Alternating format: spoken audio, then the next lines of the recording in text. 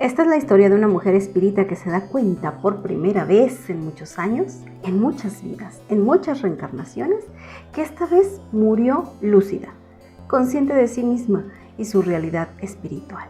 Y eso se supone una gran diferencia. ¿Quieres conocer su historia? ¿Qué nos cuenta desde el más allá? Psicografiado por Carlos Sabacelli, dictado por el espíritu de María Rodríguez Salvador, mejor conocida como Domingas. Vamos a ver de qué trata el libro, El Hospital de los Médiuns.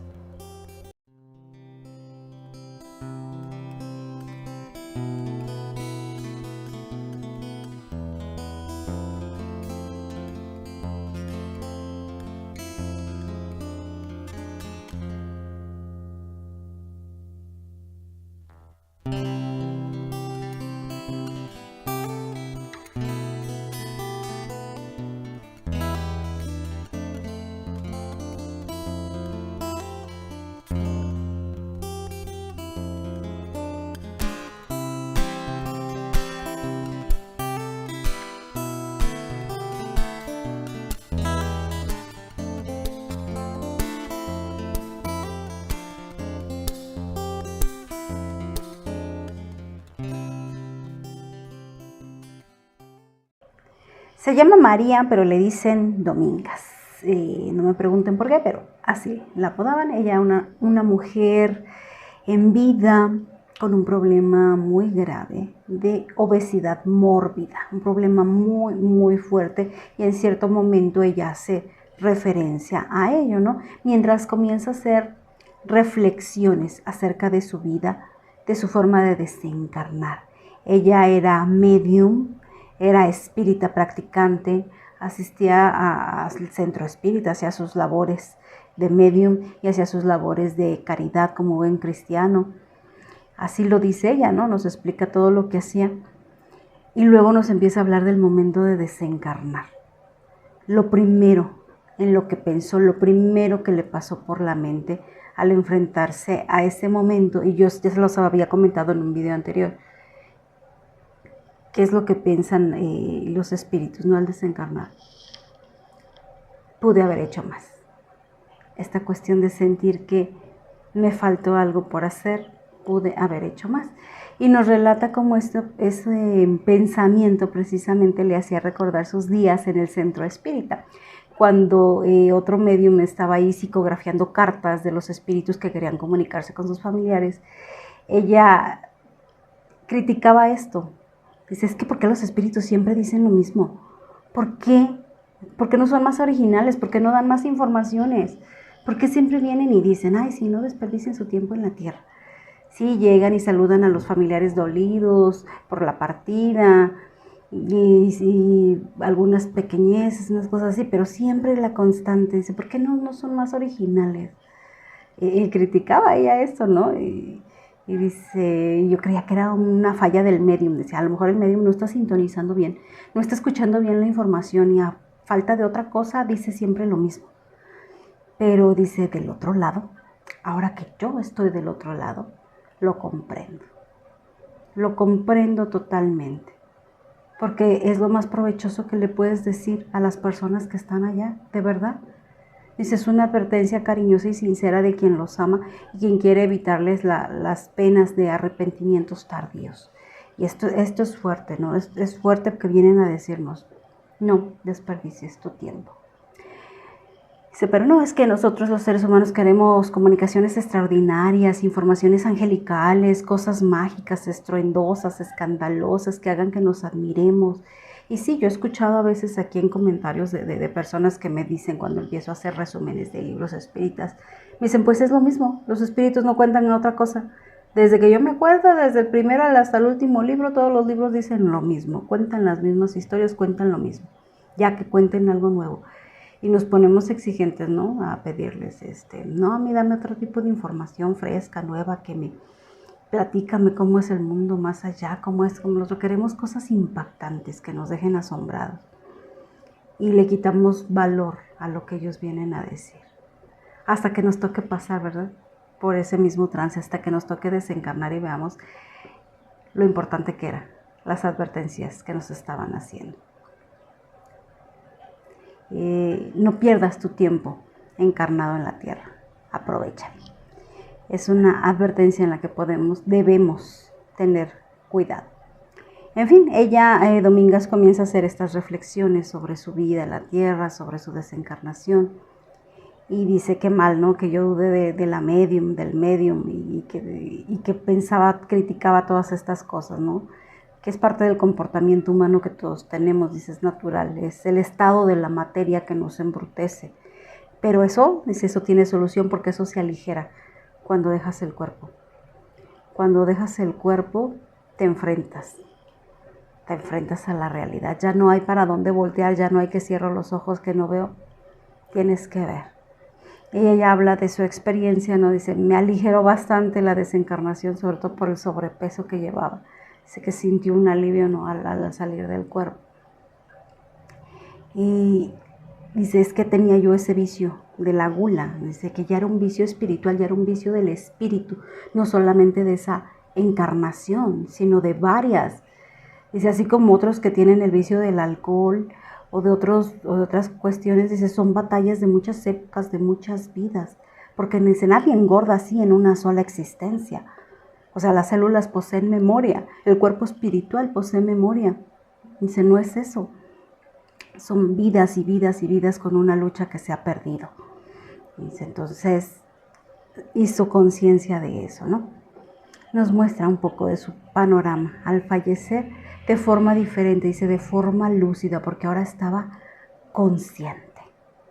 Dice, es una bendición poder morir con los ojos abiertos, le llama ella, los ojos abiertos del alma,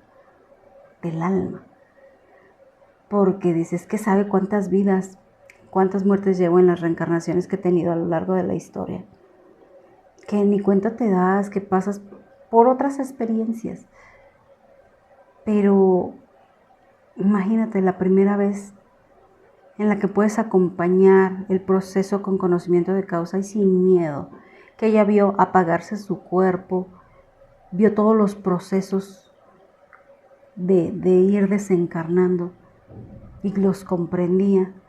Dice, me vi salir del cuerpo con otra perspectiva, sin miedo, gracias a la doctrina espírita, sabiendo a dónde voy, qué está pasando. Dice, es totalmente una experiencia diferente. Dice, es que al llegar a ese punto, al que todos llegaremos, porque para morir nacimos, al llegar a ese momento, de verdad, dice, te cuestionas muchas cosas, porque todo toma su valor real. Y habla del arrepentimiento de haber discutido por tonterías, sobre todo se recuerda mucho de sus experiencias en el centro espírita. Dice, es que cómo discutía por tonterías que ni son relevantes. Con personas que compartían su idealismo en el centro espírita, que eran espíritas también. Dice, pero incluso entre nosotros nos perdemos y perdemos el tiempo en tonterías. ¿Ya cómo lo perdemos? El famoso personalismo, le llama ella. O sea, la necesidad que tenemos los seres humanos de hacer prevalecer nuestra opinión por encima de los otros. Yo tengo la razón, justamente yo tengo la razón.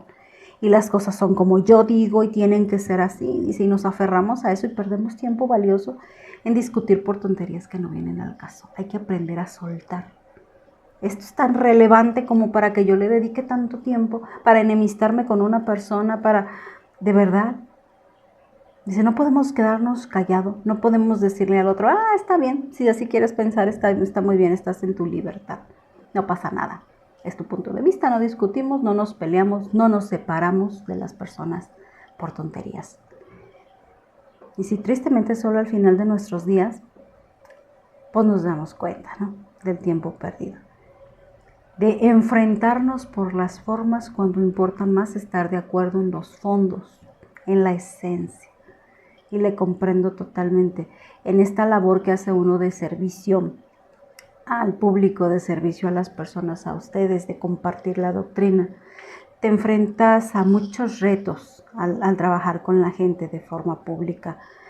Comentarios a veces agresivos, comentarios a veces exigentes, porque las personas piensan que a lo mejor ellos nos están pagando un salario y tienen derecho a exigir, y llegan con esa mentalidad de exigirte, no me gusta esto, cámbialo, no me gusta tu voz robótica de tus libros, hazla con voz natural, hazla con un voz de un ser humano, esto no debes hacerlo así, y no llegan, no son sugerencias amables de, oye, yo pienso, no, llegan así. Y tienes que aprender a no discutir. Simplemente decir tu punto de vista, listo. Aprender a no engancharte a las cosas que no tienes por qué, ¿no? Pero los seres humanos eso nos cuesta. Bueno, a mí me costó más de 10 años de trabajo con la gente para poder, ¿no? Y si hay comentarios que llegan de repente y dices, ay, Dios mío, dame fuerza. Dame sabiduría sobre todo para saber qué contestar cuando tengo que contestar y cuándo callar, cuando no debo decir nada, ¿no? Es muy complicado. Es una de las, creo yo, de las pruebas más difíciles que tiene el ser humano. Aprender a quitarte el personalismo. El yo tengo que prevalecer, mi opinión tiene que prevalecer y lo que yo diga es por encima del otro, hacer chiquito al otro. A veces es mejor quedarte callado y dejar que el otro... Hay gente que le gusta exhibir su conocimiento, exhibir su luz y brillar y brillar y brillar y esparcir y esparcir y esparcir y mejor es guardar silencio y dejar que el otro sea el que brille, ¿no? Pero eso nos cuesta mucho en los seres humanos disminuirnos nosotros para no brillar tanto esa personalidad, porque caemos en los peligros del ego. Entonces, sí.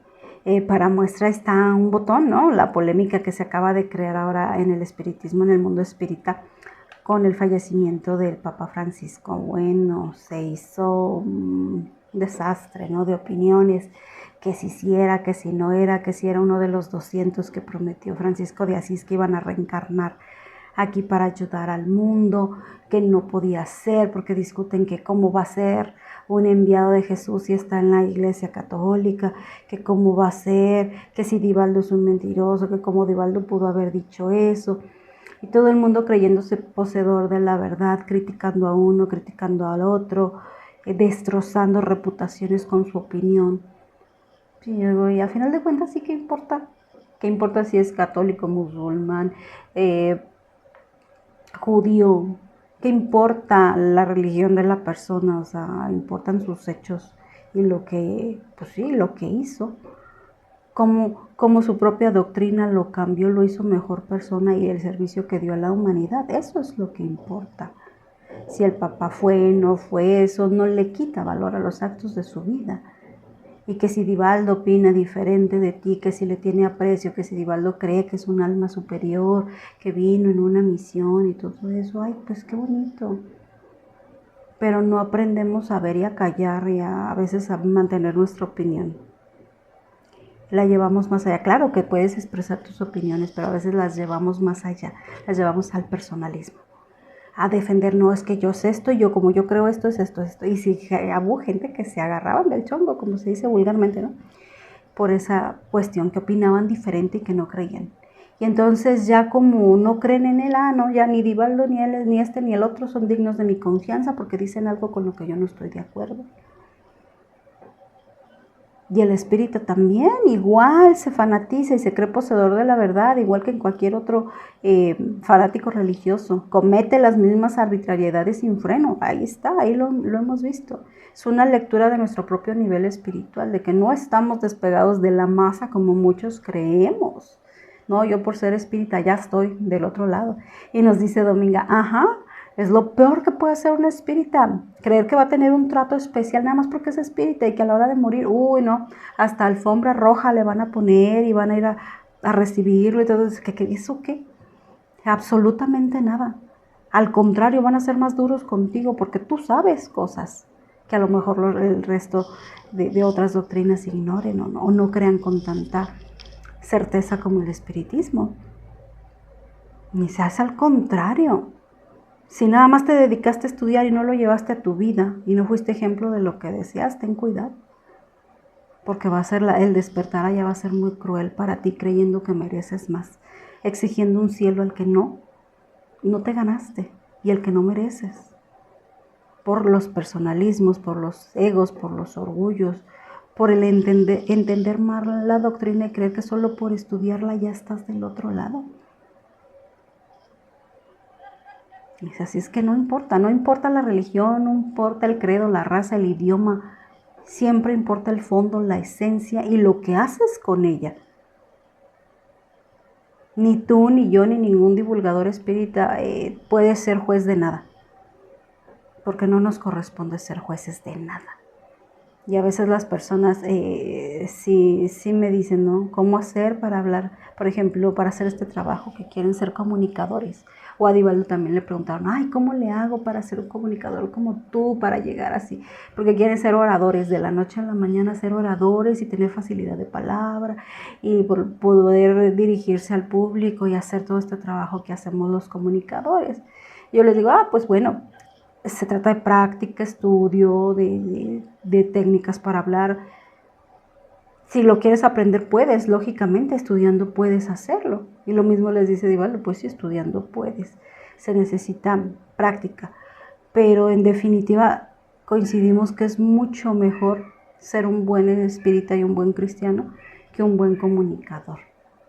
Y se necesita más práctica para hacer eso, un buen espírita, un buen cristiano. ¿Quieres aprender a hablar? Puedes, pero de verdad, ahorita lo que el mundo necesita, yo creo que es más gente que aprenda a callar. Que aprenda a callar y que aprenda a escuchar. Eso se necesita ahorita más que un buen orador. Hay tantas voces allá afuera, ya hay tantas voces diciendo, y a veces no todas hablan ni con verdad, ni con autenticidad, ni con sinceridad, que llega a ser también confuso y llega a aturdir. Le llama, otro de los comunicadores espirituales le llama el mercado espiritual, porque es la oferta de espiritualidad que hay ahorita muy amplia por las redes sociales.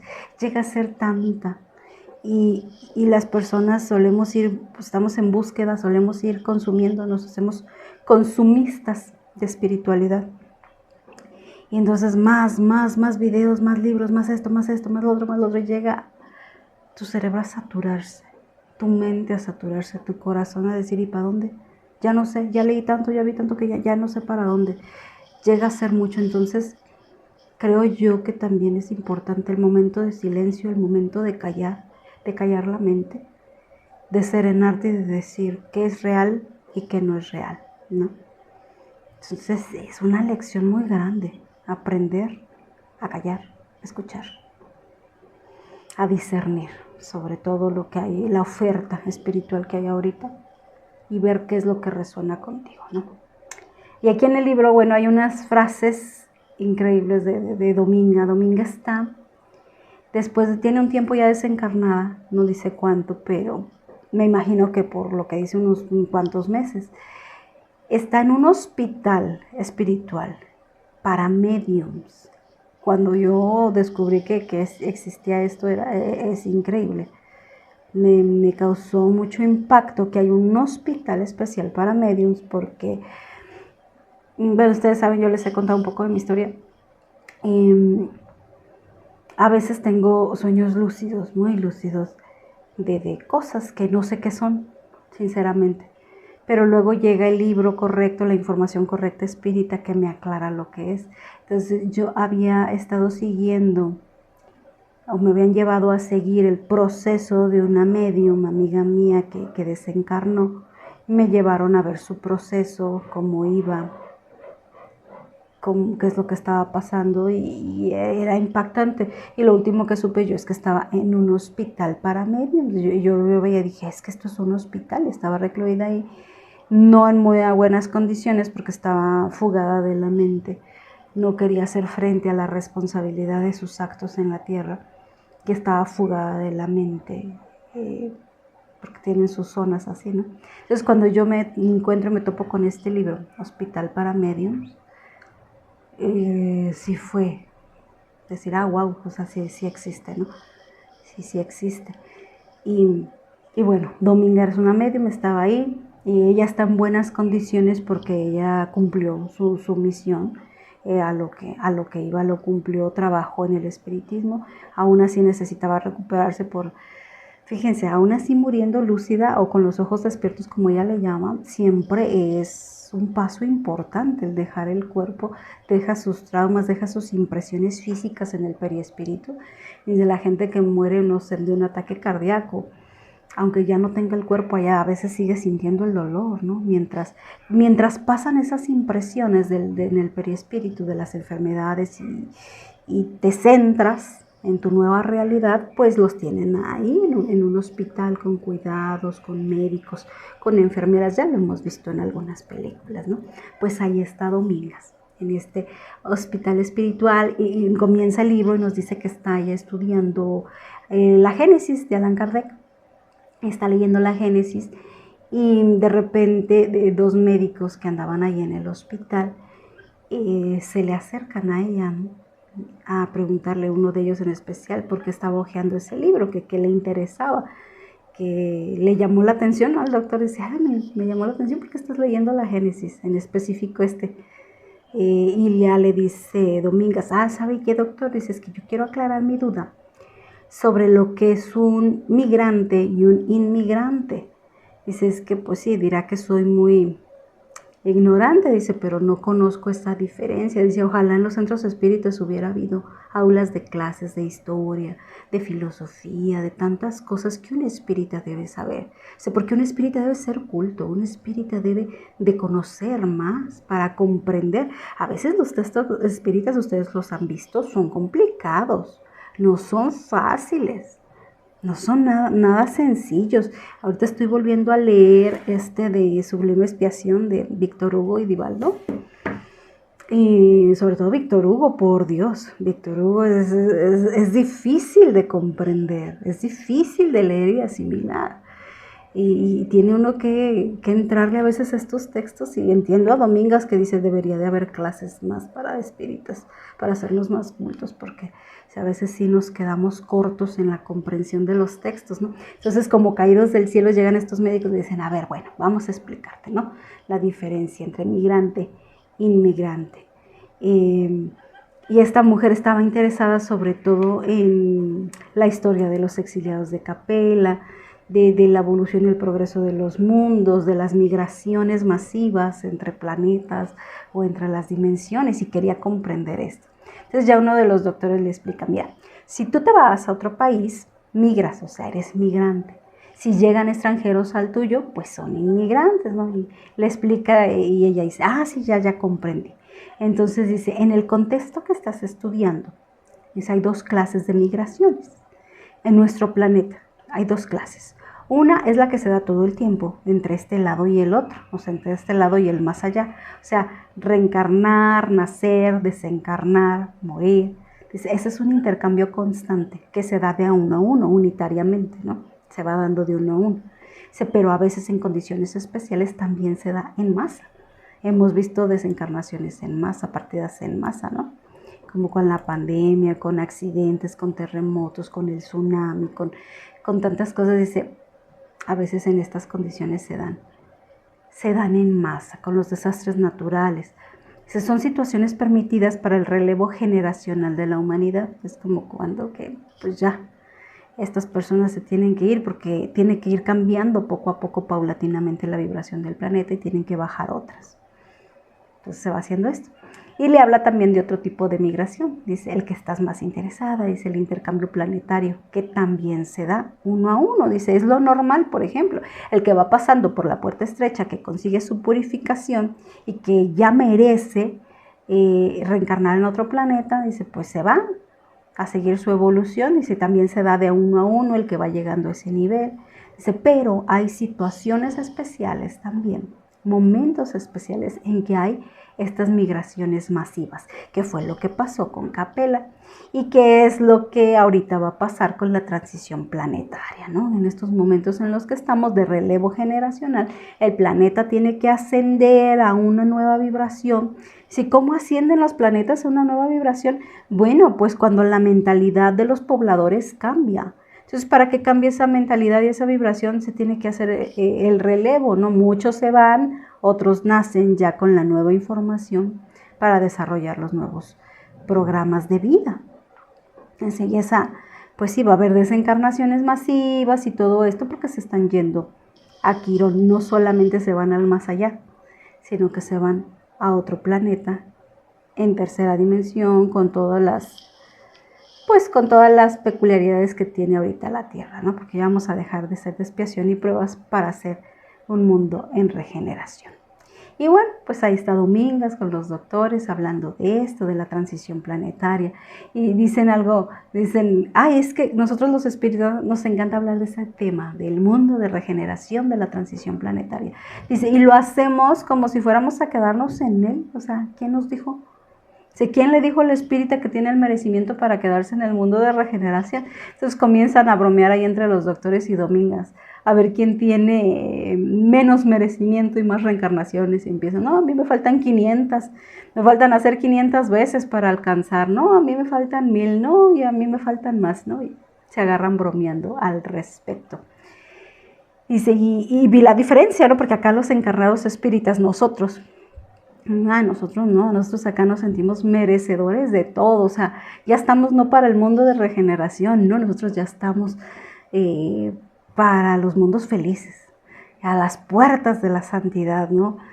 Dice Domingas, el ser humano siempre se cree mayor de lo que es, pero al pasar el velo, al pasar al otro lado se da cuenta de su realidad y que en realidad no era tanto, ¿no? Y eso es porque nos dice el doctor Ignacio Ferrera, que es el director del hospital de Mediums, donde está Domingas, y era uno de los que estaba ahí en la charla.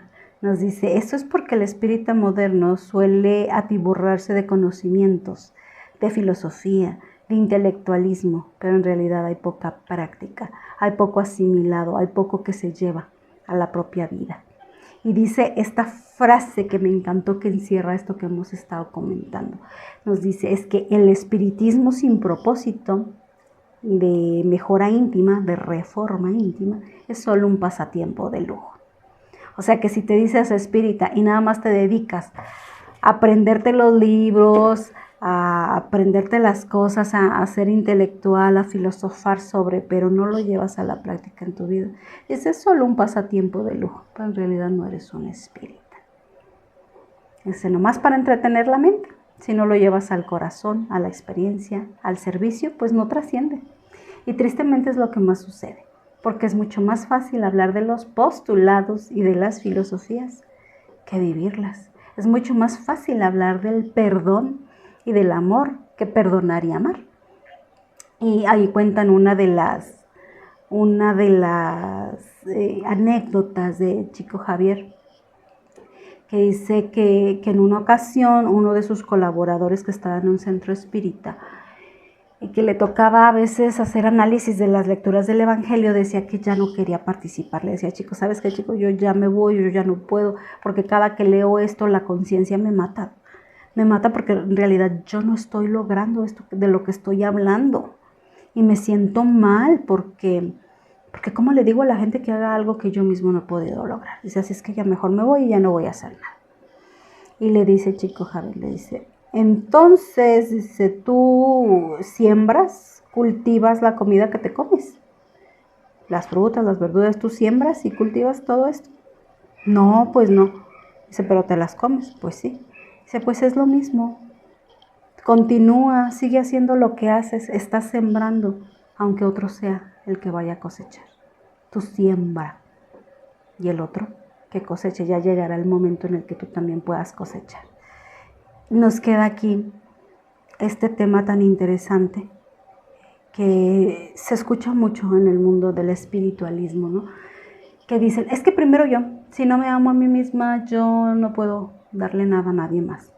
Entonces estás en ese decir, no puedo hacer nada ni no puedo hacer ningún servicio hasta que yo esté en perfecto equilibrio. Y tú dime, en un planeta de expiación y pruebas, ¿cuándo vas a estar en completo equilibrio? ¿Cuándo? Pues no. Entonces nunca vas a hacer nada, nunca te vas a poner al servicio de nada, ¿no? No tiene sentido. Es lo mismo. Espiritismo sin obras buenas, espiritismo sin llevarlo a la vivencia, simple y sencillamente es un pasatiempo de lujo.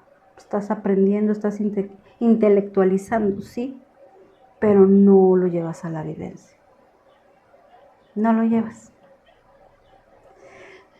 Decía Domingas, por eso el progreso es tan lento. Ella se quejaba, ¿no? De que de que duraba mucho tiempo el proceso de la transición planetaria, que la transición planetaria no es una fecha, no es un umbral de que de aquí para acá, de aquí para acá hasta este día, de aquí para acá éramos expiación y pruebas y de este día para allá ya somos de regeneración. No es un cambio tajante, sino que es a través de las generaciones, generación tras generación se va mejorando. Y le dice el doctor Ignacio, le dice, es que es mejor que sea así, Domingas, compréndelo. Si fuera rápido de un día para otro, dice, probablemente todos nos iríamos a Quirón. Analizando la realidad, el promedio, la suma de la vibración de la humanidad, pues lo más probable es que todos nos fuéramos a Quirón. Dice, qué bueno que es lento, ¿no? Qué bueno que nos dan chance de ir subiendo poquito a poquito, vida tras vida, de ir espiritualizándonos más, de irnos purificando más. Tiene toda la razón. Y bueno, ahí la charla avanza entre ellos, muy interesantes los temas espíritas que tocan. Es que imagínense, es como cuando uno se reúne así entre amigos, ¿no? Que compartes ideales, que hablas de la doctrina, bueno, se te van las horas, pues así ellos están ahí platicando y comienzan a hablar del parecido entre Allan Kardec y Chico Javier. Y uno de ellos, el doctor Odilon, que está con ellos platicando, dice, es que para mí son el mismo espíritu. Dice, esa es mi teoría. Y, Domingas ni el doctor Ferreira estaban de acuerdo, pero él decía y defendía. No, sí, para mí Chico Javier y Allan Kardec son el mismo espíritu. Y bueno, dice, empiezan a hacer este ejercicio de comparar los escritos. Comparan principalmente cartas que escribieron ellos de su propia personalidad y empiezan a analizar el texto y encuentran similitudes increíbles. O sea, comparan el texto de una y el texto de otra. Dice, es que dicen lo mismo, quizás con un poco de diferentes palabras, a veces hasta las mismas. Dice, pero es el mismo lenguaje de fondo. Entonces las similitudes son tan grandes que llegan unos a dudar, ¿ese será? No, es que sí, casi dicen lo mismo, ¿no? Analizan también el tipo de carácter de cada uno. Dicen, no, es que Kardec era un intelectual y era muy serio, no bromas, no nada, era muy correcto, un científico, ¿no? Dice, y Chico, o sea, los dos tenían el mismo nivel de amor y entrega a su misión, pero Chico tenía un sentido del humor muy grande. Muy bueno, muy agradable, dice, siempre hacía bromas para no hacer sentir mal a las personas, para hacerlas sentir en confianza, dice, sí, uno era como el polo del intelectualismo y el otro del amor, de la bondad y de ese buen humor, ¿no? Y cuentan de una ocasión, hablando del buen humor de Chico Javier, cuentan de una ocasión en la que él se sentía muy mal de sus ojos. Ya ven que él estaba malito de los ojos y le dolían los ojos y le dolían. Entonces hacía oración para el doctor Becerra con insistente oración de que se presentara, de que le ayudara y no llegaba. Entonces más oraba y más oraba. Y decía, ay, aunque sea con la piedad que se le debe tener un animalito, aunque sea trátame como un animalito, pero ven y sáname y no sé qué, ¿no? Insistente hasta que al final, ya después de mucho rato orando, llegó el doctor Becerra y le pregunta, a ver, ¿cuál es el problema? ¿Cuál es la emergencia? ¿Qué sucedió? ¿Por qué tan insistencia? ¿Por qué me estás llame y llame? O sea, ¿qué pasó? Ay, pues nada más quiero que me atienda mis ojos, es que me duelen. Y el doctor Becerra, así, ¿en serio? ¿Nomás por eso me hablaste? ¿Nomás por eso? Y entonces ya Chico Javier, sí, hace cuenta que soy un animalito de Dios, atiéndeme mis ojitos, ¿no? Y le contesta el doctor Becerra, le pregunta, le dice, ¿quién crees que soy yo para atenderte así bajo esas condiciones como si fueras un animalito? Y ya Chico Javier, con buen humor, le dice, ¿el veterinario de Dios? Y dice, ese era el humor de Chico Javier, ¿no? De que siempre encontraba algo para aligerar los momentos. Así hablaba él. Y ellos seguían ahí en sus comparaciones de Chico Javier y de Kardec y de sus obras. Domingas también comienza a platicar porque a ella le tocó, ella es de la ciudad de Uberaba, de la ciudad donde estaba Chico Javier. Y le tocó asistir a sus pláticas al centro espírita en varias ocasiones. Y dice que muchos extranjeros visitaban a Chico. Dice, venían de todas partes del mundo. Muchos venían Pero dice, a pesar de que se fascinaban con él, rara vez había efectos verdaderos de cambio en ellos. O sea, sí, qué bonito el fenómeno, qué bonito el espiritismo, comenzaban el análisis, la filosofía, todo, y todo bien. Dice, pero cuando se les hablaba de caridad, todos corrían. Todos corrían, se les daba miedo. Y mencionan ahí esto, dice, es que creo que es imposible que en los países ricos o en los países europeos entre Jesús. Es imposible que allí en esos países ricos se le abra las puertas al Evangelio. Dice, porque no hay pobreza. Es la opinión de uno de ellos, ¿no? Dice, porque no hay pobreza. Y si un país sin pobreza no tiene necesidad de Jesús, por eso no puede entrar el Evangelio ahí. Y era el doctor Odilon, me parece, el que decía esto. Pero el otro, el doctor Ignacio, le contesta, no, dice, es que te estás fijando nada más en la pobreza material. Es porque solo se toma en cuenta esta pobreza material, no la espiritual. Dice, porque ellos también necesitan de Jesús, aunque no tengan pobreza material, sí tienen pobreza moral y lo necesitan. Dice, pero están tan distraídos con la materia que no se dan cuenta. Concuerdan en ello. Y dice, no, y es que sigue siendo vigente aquello que dijo el Maestro Jesús, ¿no? Que es más fácil que entre un camello por el ojo de una aguja que un rico en el reino de los cielos. Y decía Dominga, no, es que con estos extranjeros que van a ver a Chico, dice, todo el mundo, muy bien, no, sí, todo bien, dice, pero en serio, dice, oían hablar de caridad y ya no les gustaba porque entonces ellos tenían que dar, ellos tenían que quitarse parte de su riqueza para compartirlo. Dice, y eso no les gustaba. Porque para ser llamado espírita, bueno, se necesita cumplir muchos requisitos, ustedes lo saben, no solamente saber la doctrina como ellos querían. Dice, el cultivo del intelecto no es suficiente, se tiene que también engrandecer el corazón. Y bueno, ahí ellos platicando, muy a gusto, cuando de repente la secretaria del doctor Ignacio, recuerden que él es el director del hospital de los médiums, llega la secretaria y irrumpe la charla para darles una buena noticia.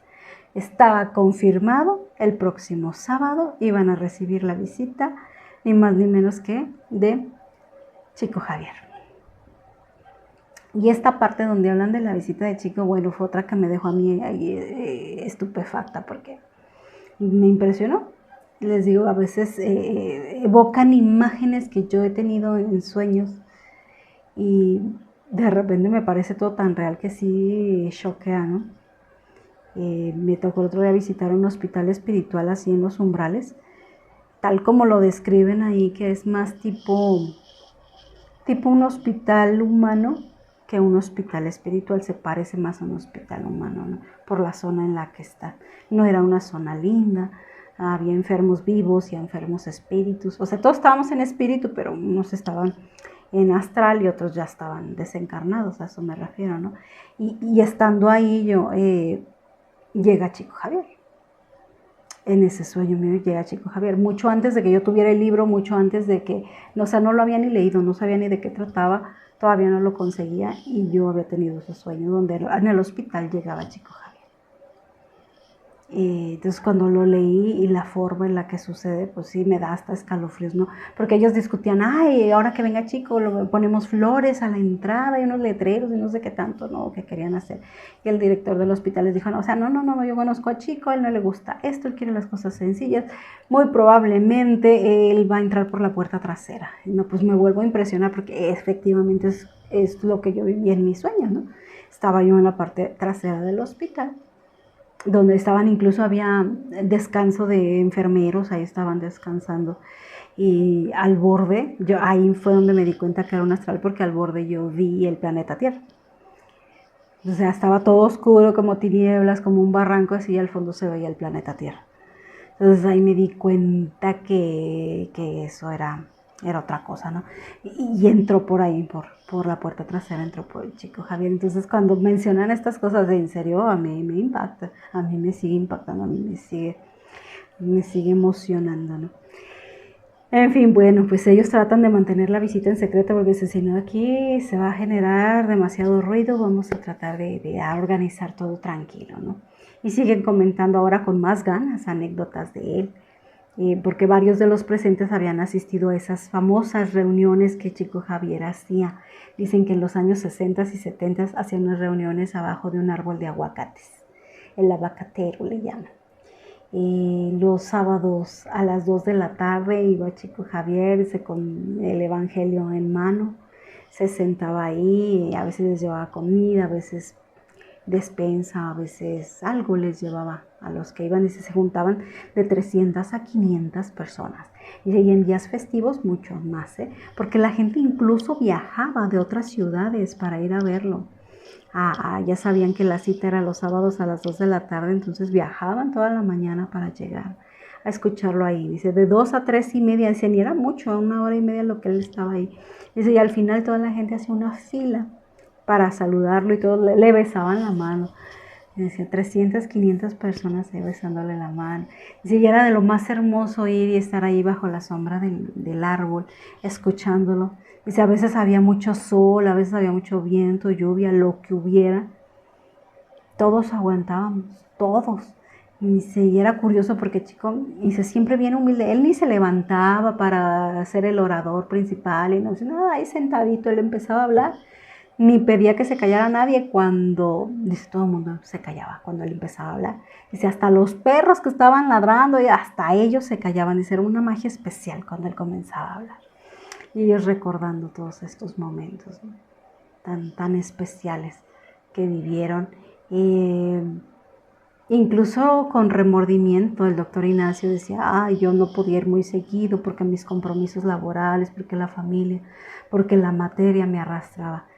Y ahí viene ese hecho, ¿no? De pude haber hecho más, de me hubiera gustado haber ido más, no era tan importante hacer esto, hacer lo otro, para haber ido a disfrutar de esos momentos tan especiales. Y todos comienzan a comentar, sí, yo también debí haber ido y no sé qué, ¿no? Y viene este sentimiento de nuevo tan común en los desencarnados de pude haber hecho más. Y bueno, van pasando los días, la expectación por la visita de Chico pues crece, todo el mundo se va enterando, ¿no? El secreto a voces, el que iba a ser secreto pues ya no es secreto, todo el mundo se va enterando. Y Dominga sigue ahí en sus charlas, en su participación, en su estancia en el hospital, platicando con uno y otro enfermo, con conocidos. De repente se encuentra con un personaje que también había sido muy querido en la ciudad de Uberaba, la ciudad donde procedía. Era un sacerdote llamado Sebastián Bernardes Carmelita, le decía Carmelita, que ese sacerdote tenía una historia muy particular. La gente lo amaba, lo quería porque hacía mucha caridad y lo querían mucho, era un personaje muy querido, era amigo también de Chico Javier. Pero él le dijo, ¿no?, que en vida él simpatizaba totalmente con la doctrina espírita, él era un espírita de closet, si me permiten usar el término, ¿no? O sea, un espírita escondido. ¿Por qué? Pues porque era sacerdote de la Iglesia Católica. Pero que él llegó a platicar con Chico de esto, de que en una ocasión él quería dejar el sacerdocio, dejar el catolicismo, porque quería ser coherente con sus creencias, con su credo. Él quería ser abiertamente un espírita. Pero ya Chico le dio un consejo muy particular. Le dijo, no lo hagas. No lo hagas tú. Puedes servir a Jesús desde cualquier lugar, desde cualquier doctrina. O sea, no tiene que ser dentro del espiritismo. O sea, mejor séle fiel a tus votos y continúa trabajando, ¿no? Y pues ahí estaban Dominga y el sacerdote, el Carmelita, contando anécdotas, curiosidades de lo que sienten ahora como espíritus y lo que pasaban como espíritas encarnados en la tierra, de todas las dificultades que enfrentamos los seres humanos aquí al querer ser un buen espírita, ¿no? Y hay uno en especial que me llamó mucho la atención, que comentan esa necesidad que tenemos nosotros de alcanzar el ideal de perfección, de purificación espiritual, y que no podemos, que siempre nos decepcionamos, ¿no? Que queremos ser mejores, que estamos con todo el ánimo, con toda la voluntad. Dice, pero simplemente al salir de casa, al entrar al mundo, al interactuar con los demás, algo pasa, que terminamos fallando, que terminamos diciendo lo que no queremos decir, haciendo lo que no queremos hacer y siendo lo que no queremos ser. Y si regresamos derrotados de nuevo al santuario doméstico diciendo, ay, bueno, quizás mañana sea diferente. Dice, pero es la eterna batalla del espírita. en su casa, en su hogar, crea un ambiente, creas un espacio bonito para ti, para vibrar bien, te preparas, estudias, lees tu evangelio, pero a la hora de enfrentarte al mundo, nos quebra. El mundo nos quebra y nos quedamos cortos. Entonces concluyen, dice, definitivamente es falta de voluntad. El espírita tiene que tener una voluntad de hierro para ser espírita a pesar del mundo. Y es que tienen toda la razón. Tenemos que ser buenos espíritas con voluntad de hierro para que el mundo no nos haga ser lo que no queremos ser. Es un problema muy, muy complejo, ¿no? Más allá de solo las buenas intenciones, de la fuerza de voluntad, es que son muchos los factores que influyen como obstáculos para esta realización. Por eso nos dicen es que no es rápida la purificación de un espíritu, ¿sí? No es rápida, no es fácil, no es que en una sola vida lo vayas a conseguir. Lleva vidas hacerlo. Vas perfeccionando en una cosa. En una dices, ahora esta vida me voy a dedicar a perfeccionar la paciencia. ¿Y cómo se perfecciona la paciencia? Bueno, te ocurren muchos problemas y muchos tropiezos para que aprendas a tener paciencia.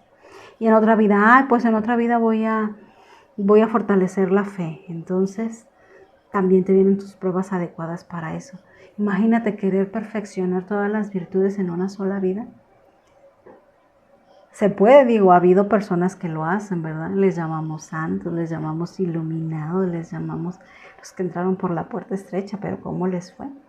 Si nosotros con nuestras pruebas cotidianas ya nos quejamos con lo que nos toca, imagínense ustedes. Pero bueno, de eso se trata, ¿no? Hay que fortalecernos para que la psicoesfera del planeta, que es muy densa, para que la influencia de la psicoesfera, de las personas, del ambiente externo, no nos quebre. Por lo menos que no nos quebre, que podamos seguir adelante con nuestros ideales de purificación. Y dice una frase que Chico Javier decía, que él decía, es muy fácil ser medium. Lo difícil es ser buen cristiano, buen espírita. Eso sí se logra. También Dominga se encontró en el hospital con una vieja amiga del centro espírita que acababa de desencarnar, que también era medium, acababa de llegar, estaba ahí recién llegadita, ¿no? Y sostienen esta plática interesante de nuevo sobre, es que todos allá platican eso, se encuentran los espíritus, y tú cómo desencarnaste, ¿no? es lo que platican, qué sintieron, sus impresiones, todavía el apego, mis familiares que están allá, todavía esto, ¿no? Hablan sobre la mediunidad que ejercieron en la tierra, de los retos que enfrentaron, sobre todo con la familia, ¿no? Que la familia los tachaba de locas, las repudiaba, y reflexionaban sobre esto, ¿no? De que nadie es profeta en su propia tierra, que ni sus propias familias les creían que estaban realizando ese servicio, que eran unas locas. Dicen, pues hasta el Maestro Jesús, ¿no? Fue rechazado por algunos de sus familiares. En fin, muy, muy interesante todas estas charlas que tienen ahí. Imagínense ustedes ahí la escena, ¿no? El hospital para mediums, ya en espíritu, pues de que platican de eso, de sus experiencias, cómo desencarnaron, lo que vivieron, sus reflexiones, todo lo que dejaron atrás. Y algo que me llama la atención es que todos se refieren a una cosa en particular. Se refieren a la falta de vocabulario para contarnos a nosotros, los vivos, los encarnados, cómo es el mundo espiritual. Dice, es que no encuentro las palabras para decirles, dice, cómo decirles algo que no hay cómo decirles. Porque dicen que hay cosas que simplemente no nos pueden contar. Hacen lo que pueden para transmitirlos, pero pues no. Que dices, definitivamente eso lo tiene que vivir cada quien en su experiencia. Así que, ¿qué será? Pues claro que nos da curiosidad, ¿verdad? Saber, ya veremos más adelante si nos cuentan un poquito más. Por ahora, dejamos el resumen aquí. Continuaremos en la próxima edición de qué trata el libro. No se lo pierdan, Hospital para Mediums. Gracias a todos y nos vemos hasta la próxima. Bye, bye.